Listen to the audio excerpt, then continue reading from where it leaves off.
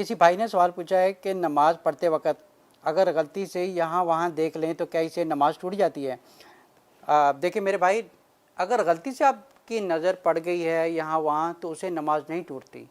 لیکن اگر آپ نماز پڑھ رہے ہیں تو اگر آپ دیکھ رہے ہیں یہاں وہاں، اب جان بوجھ کے دیکھ رہے ہیں، یعنی کہ غلطی سے آپ کی نظر پڑ گئی ہے، لیکن اس سے کیا ہوگا کہ آپ کا ثواب کم ہوگا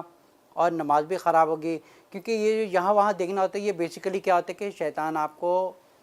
ڈسٹریکٹ کرتا ہے، کیونکہ جب انسان کہہ دیتا ہے اللہ اکبر تو اس کا مطلب ہوتا ہے کہ ہم نے پوری دنیا کو پیچھے چھوڑ دیا، اب ہمارا جو کنیکشن ہے وہ صرف اپنے اللہ کے ساتھ ہے۔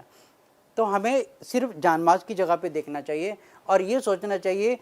کہ اس وقت ہمیں اللہ دیکھ رہا ہے۔ ہم لوگ تو ایک کمزور ایمان والے ہیں، ہم یہ نہیں دے سکتے کہ ہمیں اللہ نظر آ جائے، لیکن کم سے کم اتنا ہو کہ ہمیں اللہ دیکھ رہا ہے کہ ہم اس کے خوف کی وجہ سے، اس کے محبت کی وجہ سے ہم صرف نیچے دیکھیں۔ لیکن اگر غلطی سے یہاں وہاں نظر پڑ گئی ہے